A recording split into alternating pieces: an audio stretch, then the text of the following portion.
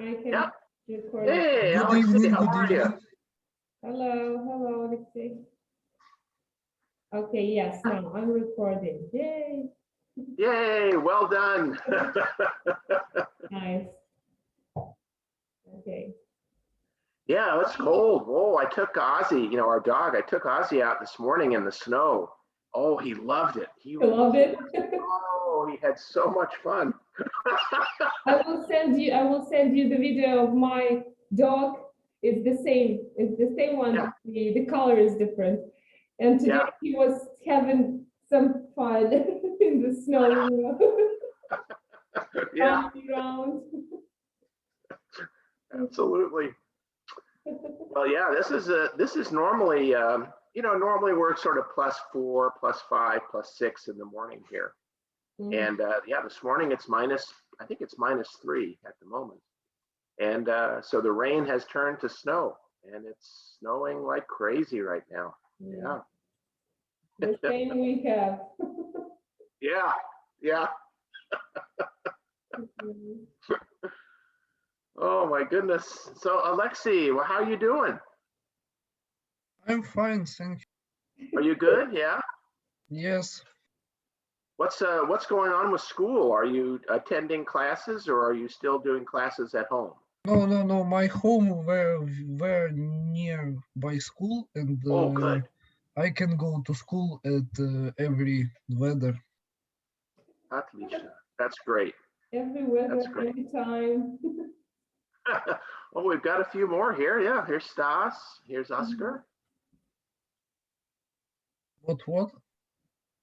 Here we are. We've got a few more. Yeah. Hey. Hello. That's nice. And my Oscar's here, but no video. Oscar's here. He's just listening. Are you just listening, Oscar? Okay. How are you doing, Stas? Fine, more or less. More or less. With those snow, yeah, with that weather in the States, so it's a bit tense right now. Yeah, and I was just telling everyone here, we're having snow here, which is unusual. Yeah. Yeah, we'll go for many years without snow, but it snowed all day yesterday, and it's still snowing this morning. So yeah. Yeah, I have drivers stuck in Portland, Oregon, so. Yeah, I'm sure. Oh my goodness. Yeah, this is unusual. Yeah, I think the last time we had snow was maybe 2 or 3 years ago. So yeah. Hey, there's Oscar. How you doing, Oscar? How are you, Oscar? Oh, he's gone. Oh. No. Okay, somebody else is here. Oh yeah, public. Not sure what that is. Here we go. Bogdana. Oh yeah, Bogdana, how are you?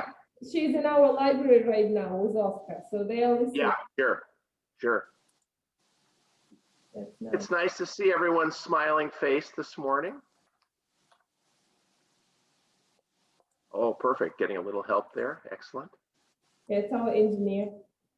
Yeah, that's great.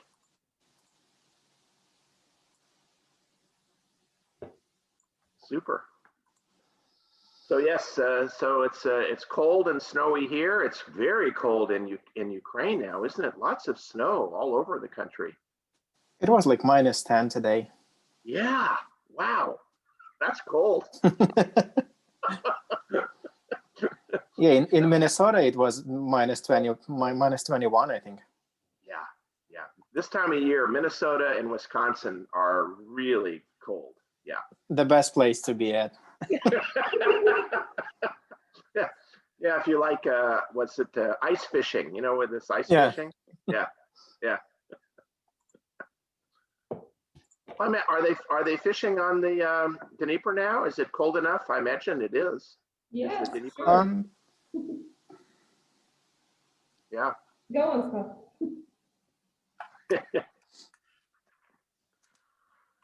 Well, I'll tell you, we've got a lot of different things to look at today. Oh, I was busy this week. I was putting together all kinds of things for us to look at. Right.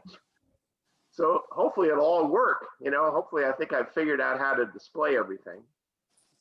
And I guess we'll go ahead and get started. And then if other people join, we'll just pick them up from there. So let me go ahead and start the share screen, and let's hope it works. Okay, so here we go. Okay, and let me go to the top. Wow, how many slides do you have? Oh, many. Oh yeah, we've got a bunch. Let's see here. And so we're going to start the show. I figured out, yeah, everyone can see this? Yes. Yeah. Excellent. Yay, it works. Okay, so last week we talked about, Christy, if people, if you can see people coming in, can you add them Okay, as yes, I we're will join going? them. Yes, sure. That'd be great. Thanks. Mhm. So here we are. So we're going to talk about American schools. That's a big topic because there's a lot to talk about. So we're going to cover some of the important points, hopefully.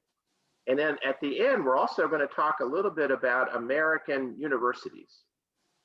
Mhm. So we'll talk mostly about school, but also some university, because I know a few students on here someday would like to attend university. And so we'll spend a little time talking about that.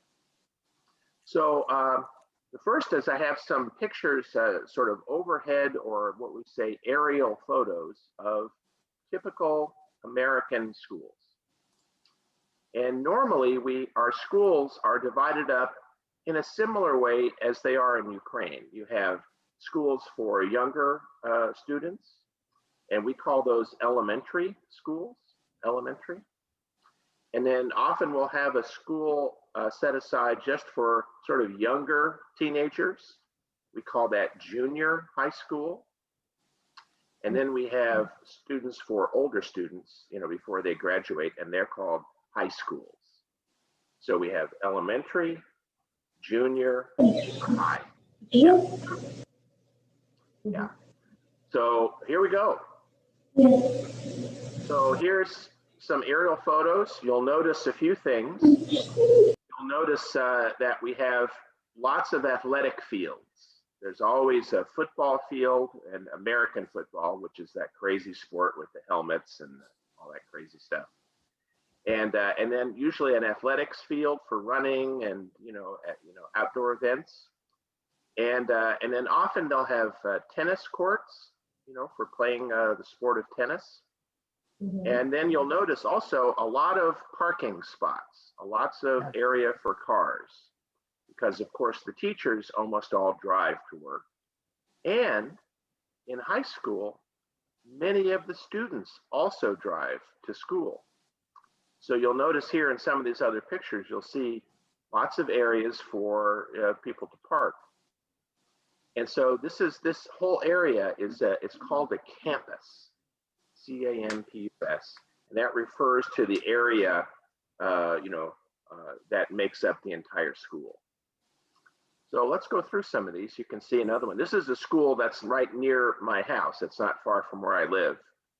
And you can see there's a big building and lots of parking spots and the athletic fields. And you can see up here in the area of the tennis courts. Here's another one. And this is, again, very close. This is not far from where I live. And yeah, there's the football fields.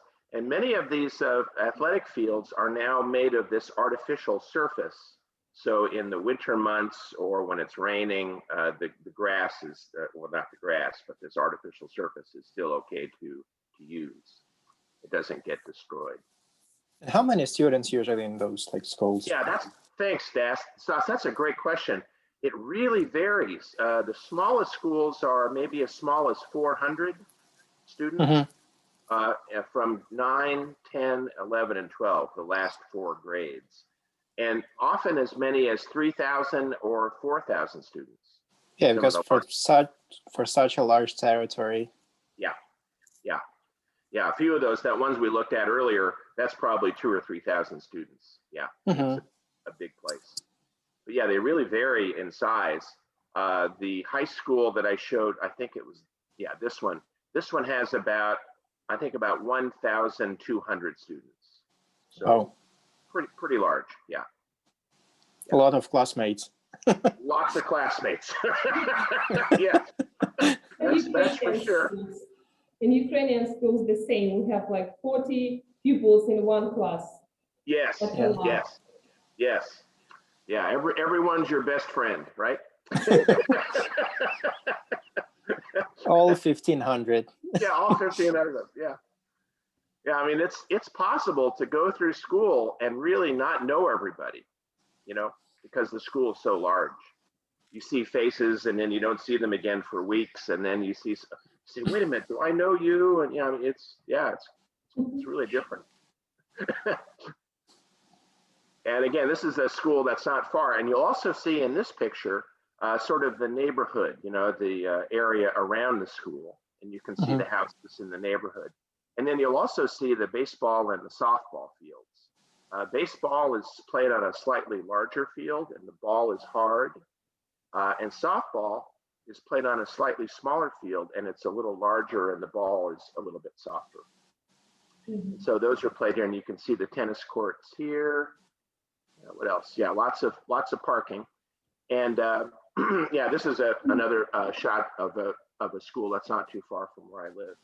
And again, you can see the softball and the baseball fields and all that. So this is a pretty typical of what you would see of a school in America.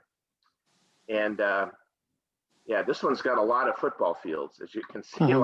These are for practice, and then the actual game is played down here.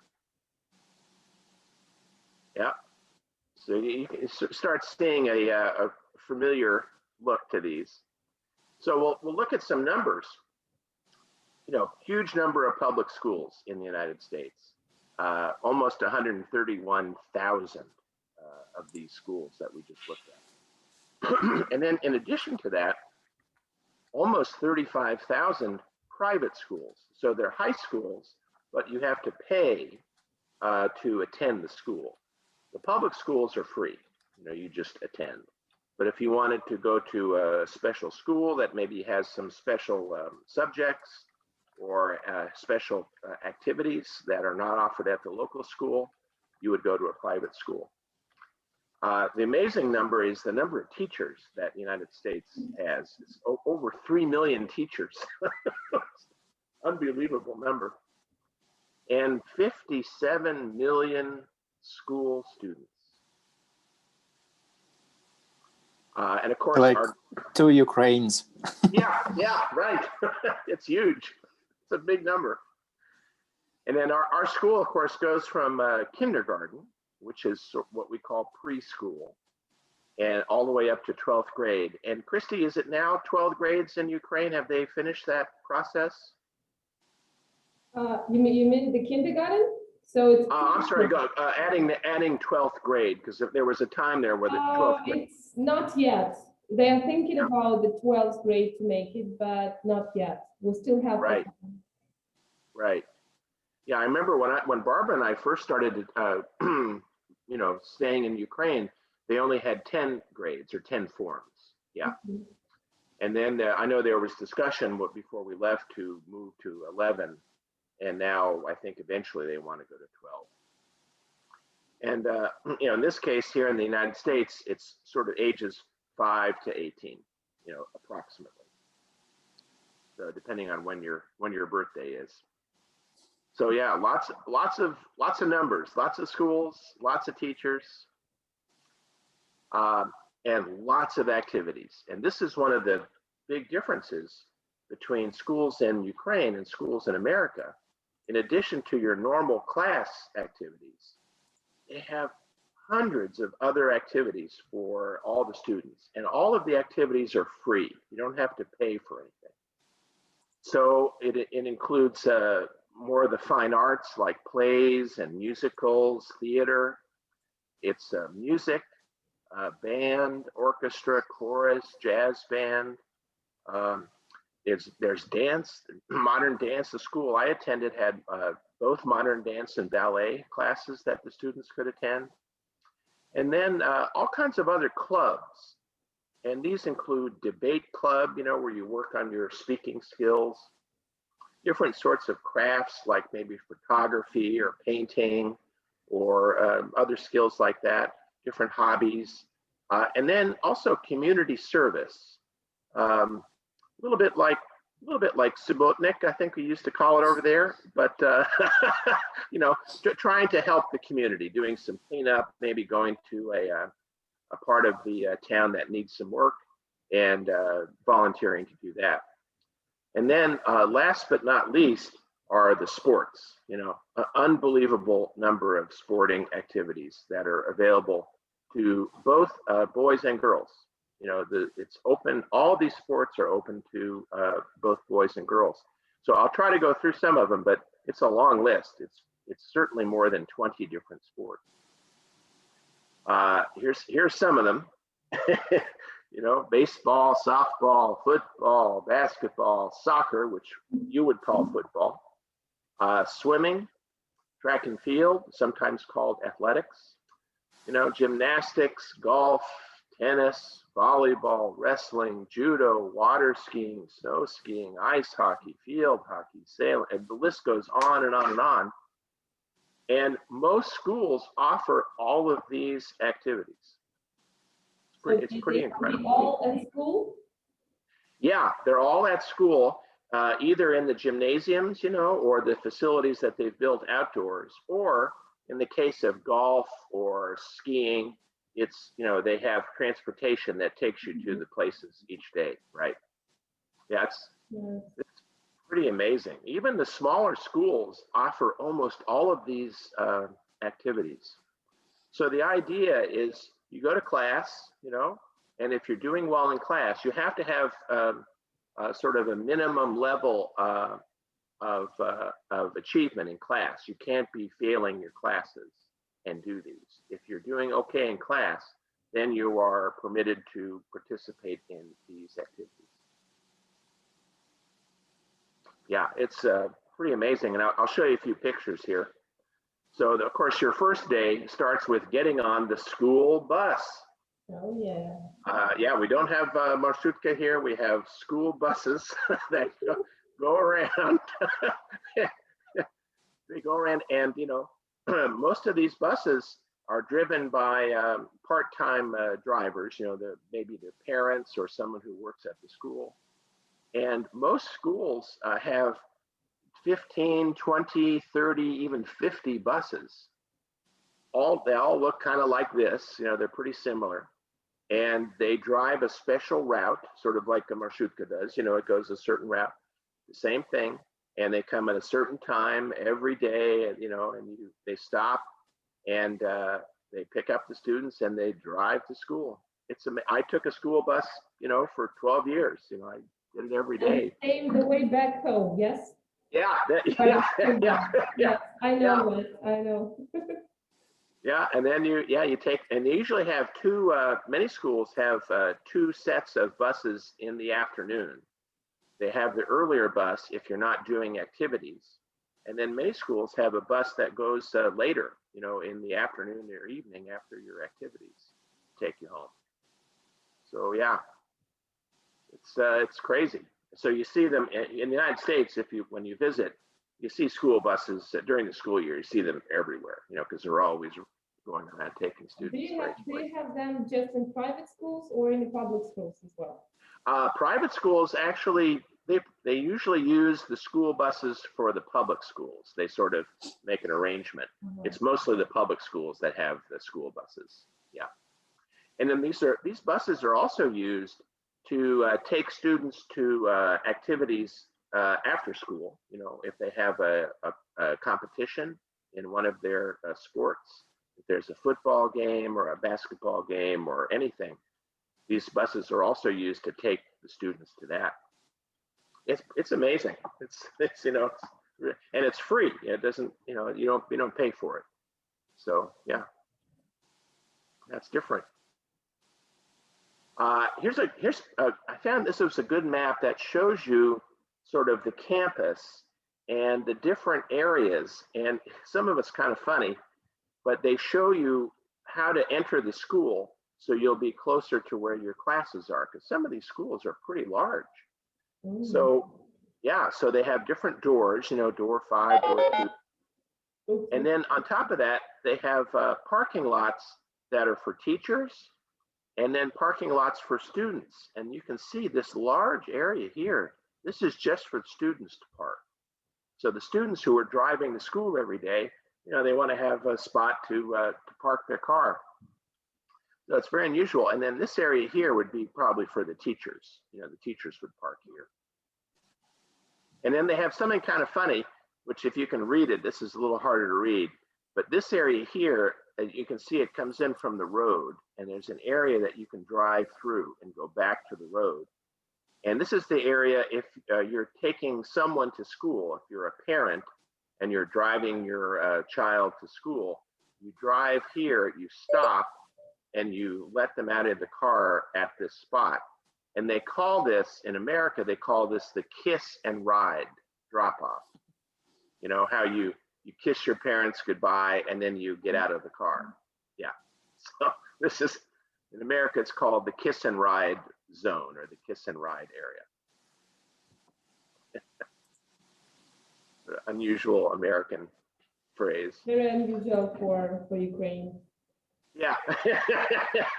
Yeah. So we're in classes, and so I'll show you a few different classrooms. In some cases, students sit at tables rather than individual desks. They're the happy students. I'm sure they all love school every day.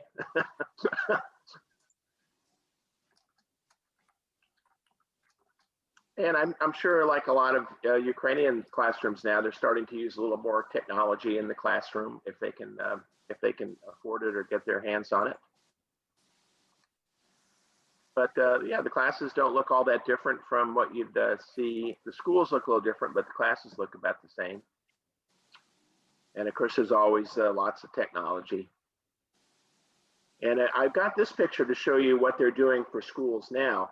Of course, many schools are closed because of the pandemic, but some are open, are recently reopened, and they've rearranged the classes so they look a little bit more like this, where they're farther apart and everyone's wearing a mask.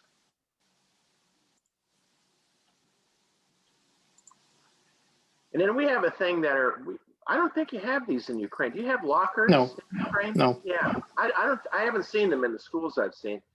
You always see them in American schools. It's a little metal box that has a combination lock on it, you know, and this is where you put your things for the day. So you might put your lunch, if you're bringing your lunch to school, if you're not eating in the cafeteria. You put your jacket, you put maybe some extra supplies or books, just all your personal effects. You put them in the locker, and then during the day, you go back to the locker to get the things you need for a particular class or for sporting activities afterwards. So you'll see these going up and down the hallways of American schools. You know, whenever you see a hallway, you'll know it's a school if there are lockers on both sides of the hallway. And then they have the same thing in the sporting facilities. So if you go to the locker, they often call it a locker room. And in this locker room, this is where you get into your athletic uniform for the day. If you're playing golf or you're doing football or whatever, you keep your supplies for athletics here. So this is you would find this in every school in America. It'll also have a shower room, a big room with a shower so you can wash after your sport. Yeah, it's just a really different arrangement. And then lots of different activities.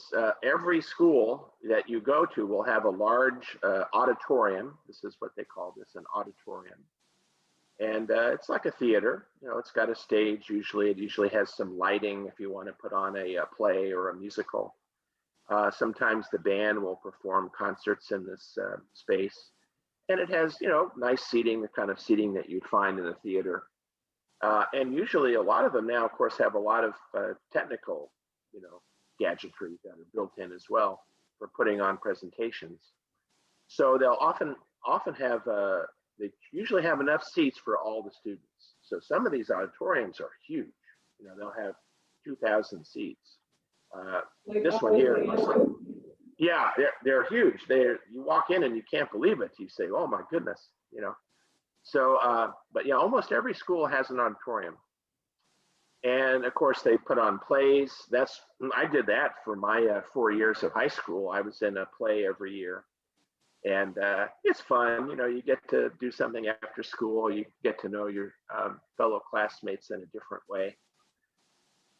And yeah, so we do that. And then of course, most schools have a cafeteria. And this is sort of what you would find. It looks a little bit like a restaurant, but it's different. You take a tray and, you know, you put the things on the tray that you want to eat for lunch. And some schools it's free. In other places it's a fixed price, like you pay $3 or $2, and that's your lunch. And then they have of course the big areas outside of the food area where you sit and you talk with your fellow students and you eat lunch and you talk about how much you love all of your teachers, of course, and maybe not. But this is very typical. You would find this in almost every school. Yeah, and they're usually like I said, some of these schools are pretty large, so the cafeterias are huge. You know, you walk into them and you can barely see the other side of it. You know, lots of chairs, lots of tables, because the lunch time, you know, they usually have maybe 2 different lunch periods if it's a large school, but you still need to get 1,000 people sometimes into one of these rooms. So they're really big. And the other place that I used to like to go to was the school library. Every school has a library inside the school. And whether it's a elementary, junior, or high school, they all have libraries. And it's sort of a little quieter place. If you want to do some reading, obviously, if you want to work on your homework, if you have a special subject that you want to research, this is where you'd go. Very unusual. Yeah, there you go. And of course, like we talked about a few minutes ago, lots of different activities, and that also includes music. I was lucky. I played in the band, the orchestra, the marching band, and the jazz band. I played in all 4 of them when I was in school. And you would find this in every school. And no matter what school you go to, you'll find that they have usually an orchestra, they'll have a band, and then also a marching band. So because the marching band, you'll see here in a minute, they often play at all of the football games. So if there's a football game on a Saturday or a Friday night, the marching band also goes to the game, and then they entertain everybody who's there at the game. And what instrument you were playing? Oh, so in the band, I played the tuba, you know, the great big, yeah. And so I played that. And then in the jazz band, I was a drummer. I was a drummer for many, many, many years, a jazz drummer. So in the jazz band, yeah, that's what I did. Cool. So yeah, there's a tuba. There's a couple of tubas back there. Mm-hmm. And then chorus. We call it chorus. It's singing, and every school has a chorus, and they put on a few concerts every year. They learn a few new songs, and they get all dressed up and get up on stage and try not to make too many mistakes. So, yeah. This is school chorus. And then, like we talked about, they have these marching bands. So this is a high school marching band, and they practice. They practice almost every day during the football season. And what they do is they go out onto the field between when there's the intermission, when they're not playing, and they put on a little performance for the crowd. And they march in different different arrangements. You know, they create a design on the field. You know, they practice this a lot because it takes a lot of practice. and they'll put on a show. It's usually a 10-minute show, maybe 15 minutes at the most. And it includes the band itself. You can see the band here, but it also includes usually a flag, a group, you know, they're waving the flags, and then the cheerleaders, they call them cheerleaders. And they go out to try to get everyone all excited, you know, hey team, let's go, давай, пошли. You know, they get out there, and, you know, you know, they're cheering. And yeah, and then you can see down here in the corner, they also have a sort of little rock band here, you know, with guitars and drummer, and, you know, so they really put on a show. They want to entertain everyone who's come to the game. So yeah, the marching band is kind of fun. We also call it what they call a pep band. And that means, pep means energy. They have lots of energy. And you'll see the pep band plays at other events. So if it's a basketball game, or maybe a swimming competition or something like that, where it's indoors, a smaller version of this band will also play at those events. So there'll be some music to get the crowd excited and to give them pep, give them lots of pep. Yeah, so this is what the pep band would look like inside. Oh yeah, there you go, Stas. There's my tubas. Yeah, that's what I was playing. And then of course the drums. You know, I played drums in the jazz band. And of course these are the cheerleaders. Every school has cheerleaders. It's girls and sometimes boys, it depends. And they practice all of these routines. You know, they sort of like gymnastics. You know, they get up and they dance and they jump around and they do flips and they do cartwheels and all these things. And they And have again, different roles, yes? They have Yeah, different roles, the flyers and the, I don't know how to call them. Yep. And every school has cheerleaders. I mean, you know, no matter where you are, they always have cheerleaders for the games. It's pretty amazing. And then occasionally at the large stadiums, they have what's called a card section.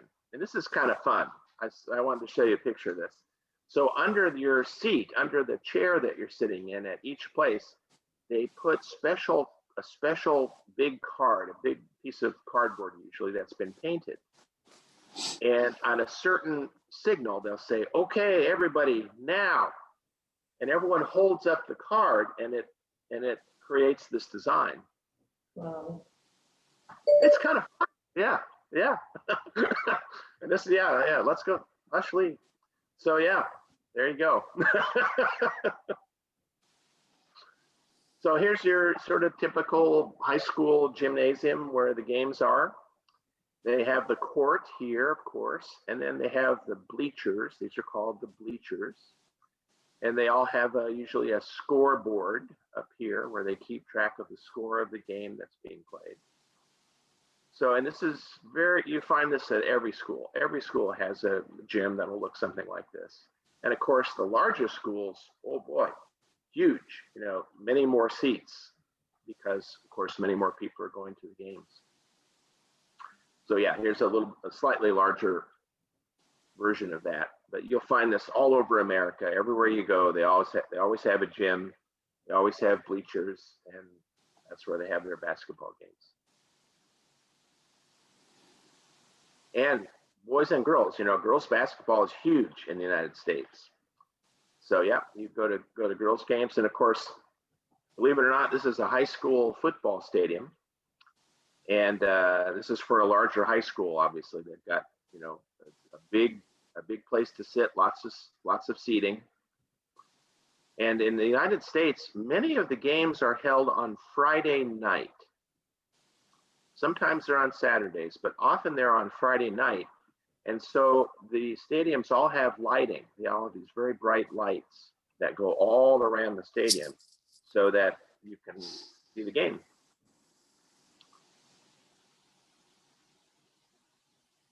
That's the crazy sport of American football. And of course, baseball, you know, very popular here in the United States. We still don't know the rules of these games, you know. Yeah. There's not you don't see this too often in Ukraine. but yeah, I played baseball, throughout my childhood. And of course, Yeah, softball. Yeah. The rules are simple. Just throw as far as you can and run as fast as you can. Nothing much, else yeah. matters. Pretty much, yeah. Yeah, and of course, the girls play softball. And again, you see the ball's a little larger, and the field's slightly smaller, but oh boy, they can hit it. They can really hit that ball. And of course, volleyball, we call it volleyball. What do you call it in Ukraine? I don't know. Yeah, the same here, volleyball. Is it volleyball? Mhm. Нет, это не волейбол. Или волейбол. То баскетбол. Да, волейбол. Yeah, pretty close. Yeah. And of course, a lot of schools have swimming. They have either a separate building or built into the school, a big swimming area, and swimming and diving. When you're diving into the pool, or of course swimming itself. Our daughter Katie, she did swimming throughout her entire high school career.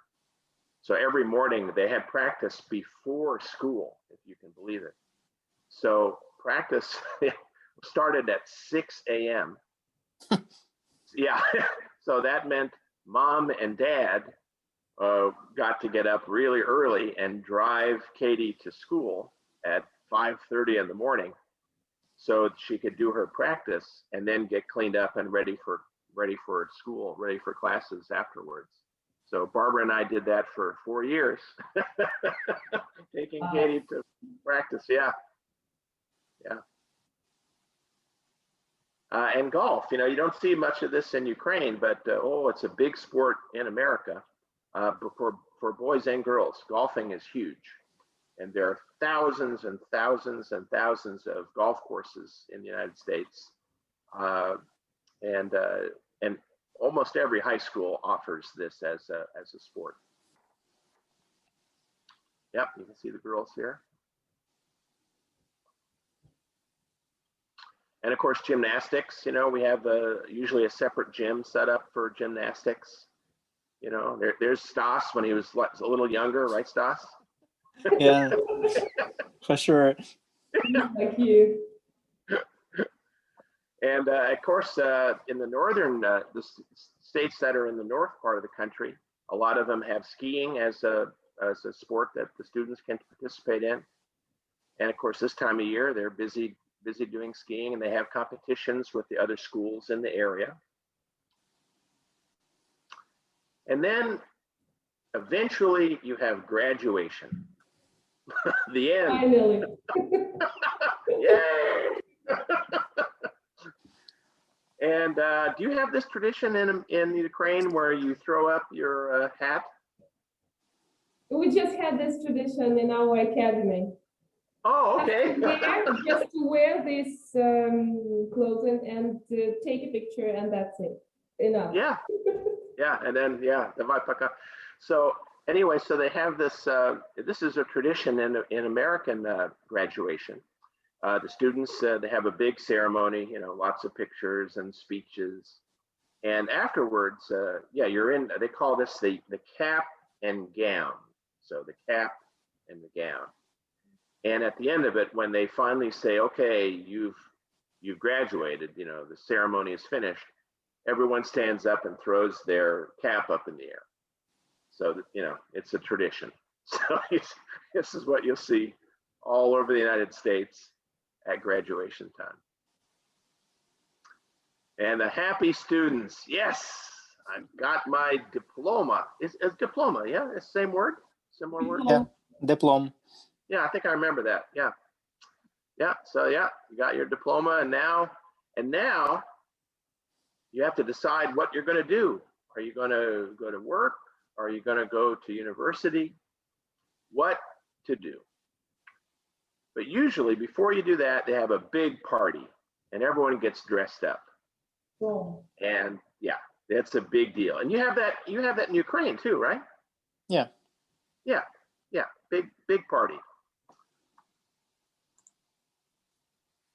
So now you've decided to go to university. And you say, oh, I love school so much.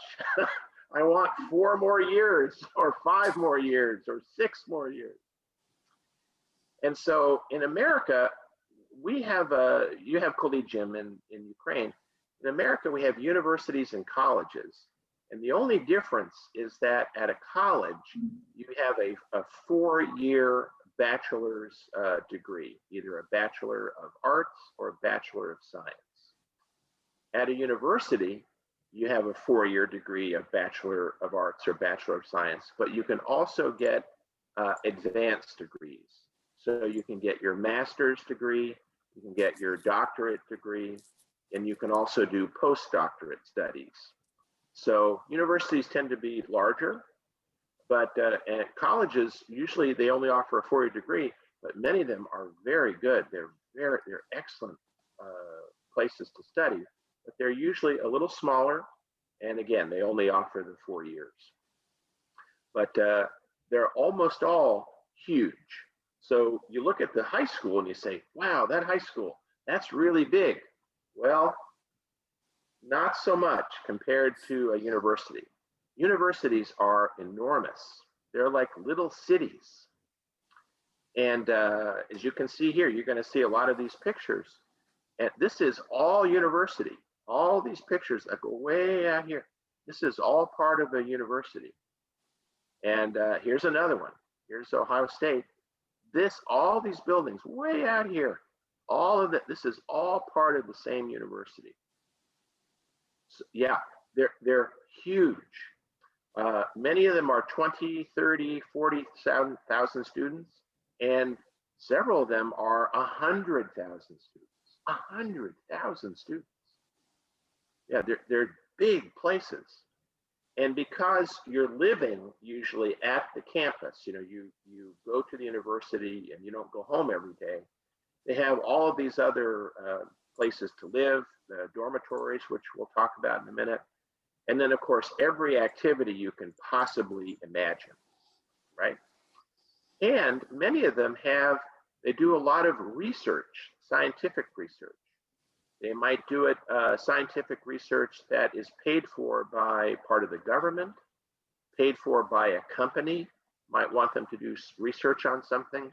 So a lot of these huge universities are also research facilities, and they have to have the buildings and the staff to support that.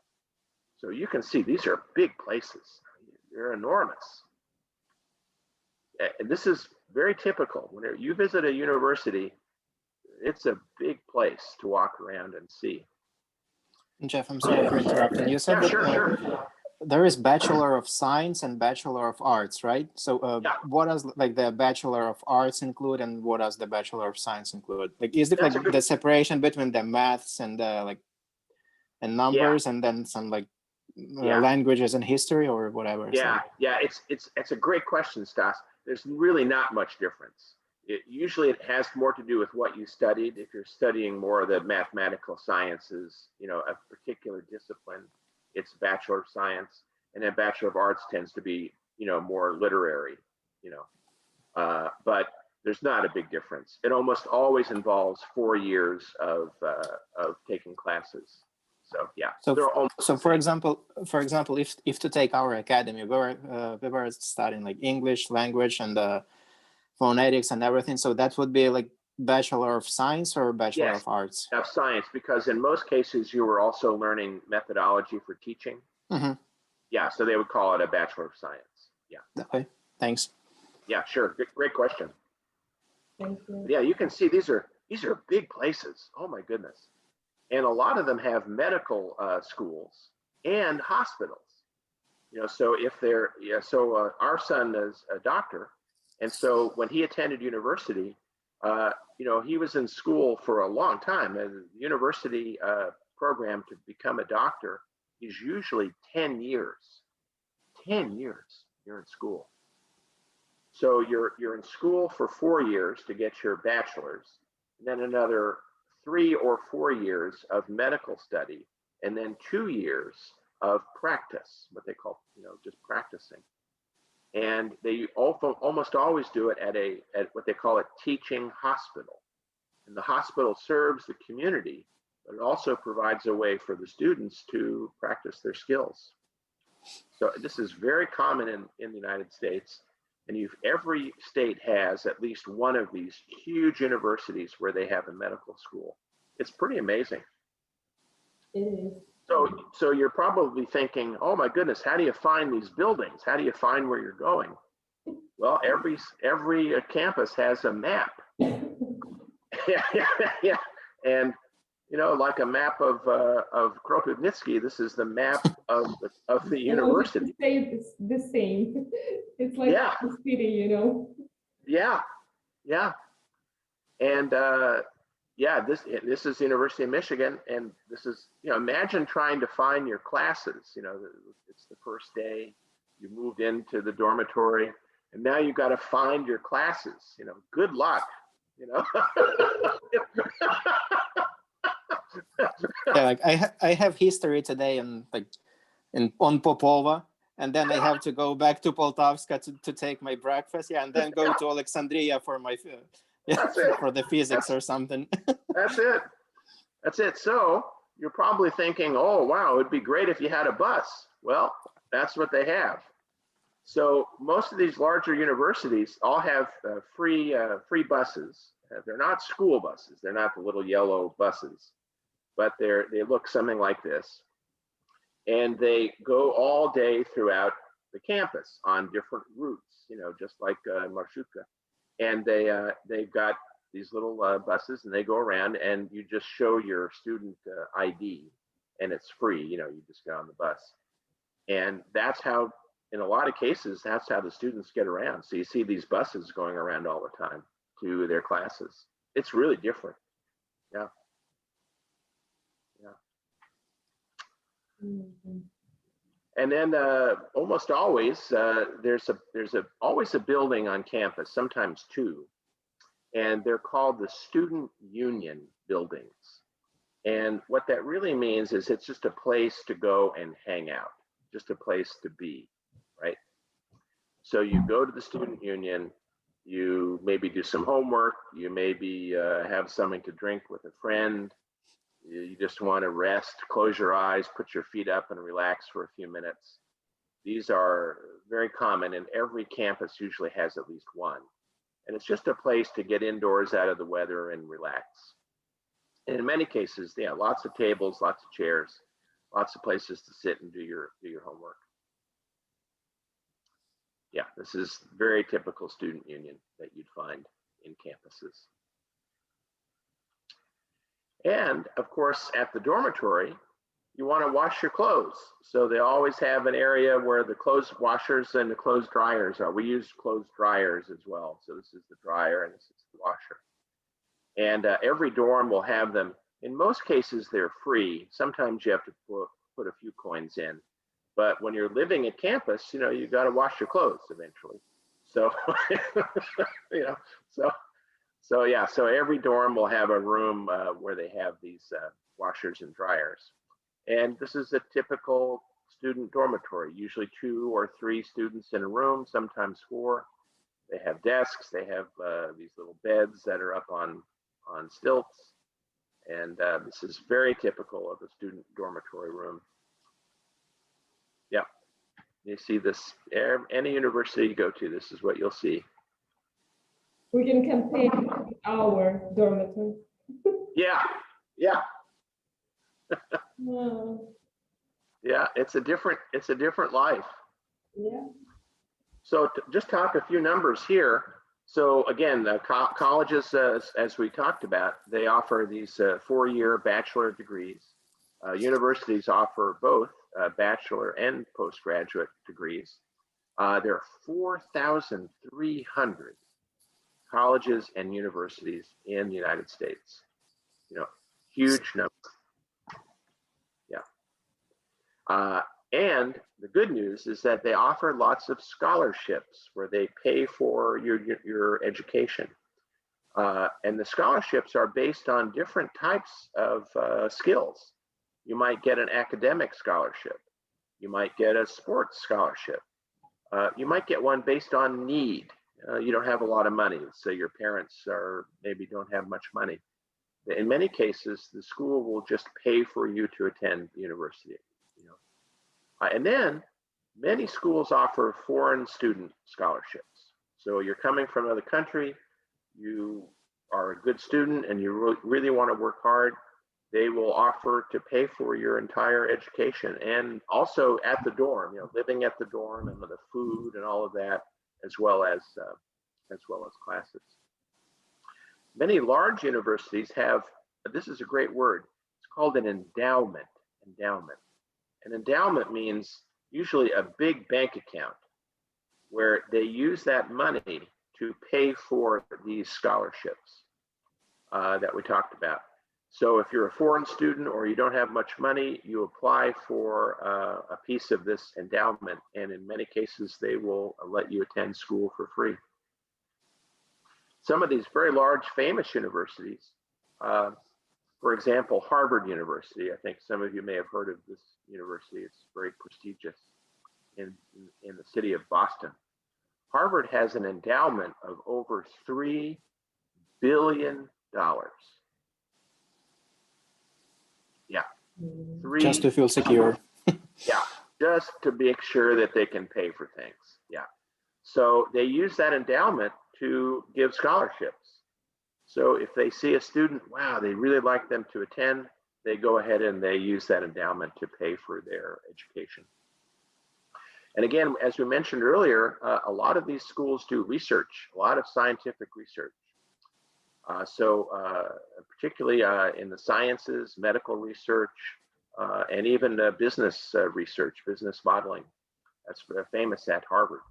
Are they getting money for that, for these researchers? I'm sorry? Mm-hmm. Are they getting money for this research? Yes. Yeah, thank you for asking. That's sort of how they pay for all this. Mm-hmm. So many of for a business, let's say a business wants to do some research on a particular, some scientific research. They will go to the university and say, okay, we'll give you, $5 million. We need you to do research on the following things. Yeah, it's pretty amazing. And again, as Stas asked earlier, enrollment can be 1,000 students. It can be 100,000 students. Yeah, mm-hmm.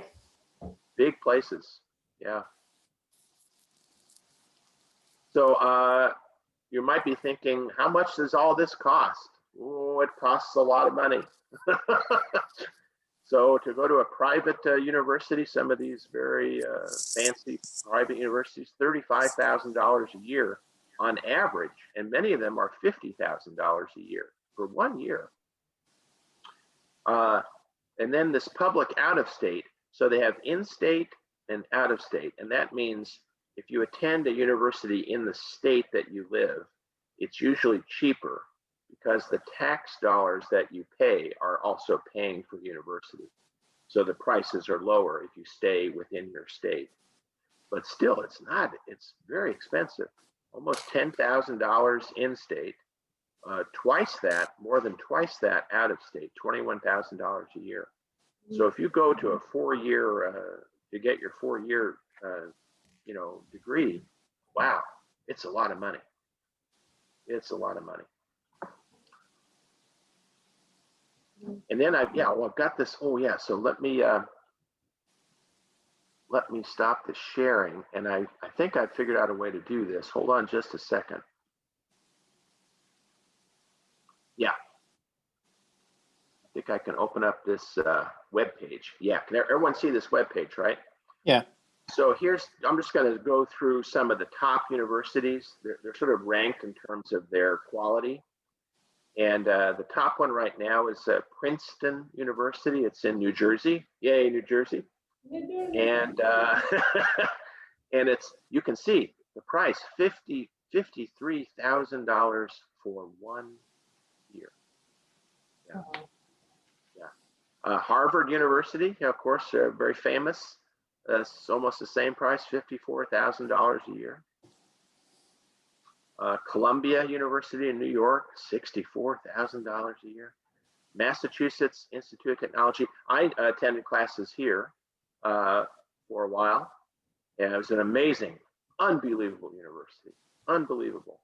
$54,000 a year now to attend. and so on, just to show you some of the famous universities. Stanford, that's where Barbara attended Stanford University. And University of Chicago, Pennsylvania, again, it goes on and on and on. And this list goes for 4,300 universities. So you can imagine it's a long list. But these are sort of the top, the top ones. So yeah, wow, huh? Amazing. So interesting, you know, very interesting. Yeah, it's a big subject, you know. I mean, there's a lot to talk about, but yeah, there's a lot to see. Well, I thought just with the few minutes left, remember last week I couldn't show those pictures because I didn't have them set up right. But the pictures from Hollywood and from Arizona and California, so we'll show just a few of those. Yeah, they're kind of fun to look at. So let me get those open. Yeah, here we go. Okay.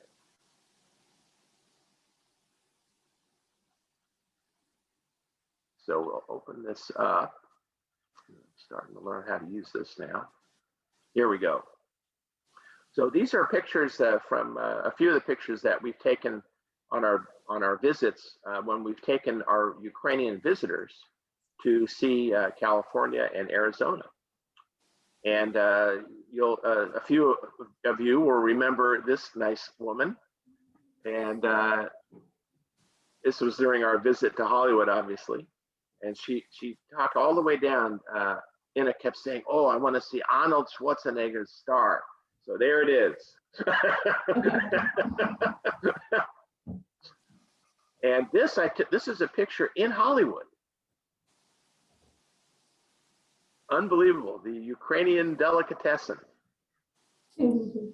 It's like a mixture of Ukrainian, English, and German. And Delicatessen. German and Russian. Yeah. It's a little bit of everything. But I talked to the woman inside who was running the store, and she was from Sumy, Ukraine. Yeah, and come over many years ago. But yeah, as you can see, the Kachina dolls. So not exactly Ukrainian, but sort of. So this area that we drove through on the way down to Hollywood, to Los Angeles, we went through this area that they're called the redwood trees, or the redwood forest. It's a special forest that has these enormous trees. These trees are sometimes 2,000 years old. 2,000 years old. Yeah, and they're all preserved. You know, they don't cut them down. You can see these trees are huge. So here's Inna posing in one. Here's one that's been cut down. You can see just the inside of it. But it's called, this road that you drive through this one forest is called the Avenue of the Giants. And you can see these trees are enormous. There's Barbara walking Halya. And you can see they're just bigger than big. You know, they're just enormous trees. And of course, we drive on the way down, we drive over the Golden Bridge. Yeah. It's a little, same name, same as Kiev, Zoloty Vorota, right? But this is the Zoloty Vorota of San Francisco. And of course, you finally get to the beach and you get down to Los Angeles, and this is what you see. Endless beach. It goes forever and ever and ever, just big beach. And this is that theater that we looked at last week, the theater where they put on the Academy Awards. And you can go on a little tour, and that's what we did. And of course, here's a pretty famous star, Walt Disney and Sylvester Stallone. There's the theater, yeah. And there's the theater outside. And of course, Inna posing with all these stars. Muhammad Ali is the most famous star there, of course. And this is a pretty famous hotel. So Inna, of course, wanted to have her picture taken by that. And here's your classic American barbecue, right? This is the shashlik of America, right? And then we drove over to Arizona to see the Grand Canyon. Grand Canyon. Yeah. This is, unbelievable. Yeah. I'm sorry, guys, but I have to go. Yeah. I close Oh, the sorry. library. You still have time to stay here and watch. Oh, okay. Okay. Yeah, okay. Well, thank you. Oh, sorry, yes. Thank you for today. Thank you. It's a great job. Thanks, Chris. Thank you. Okay. See you guys. Text me. See you soon. And we'll next week,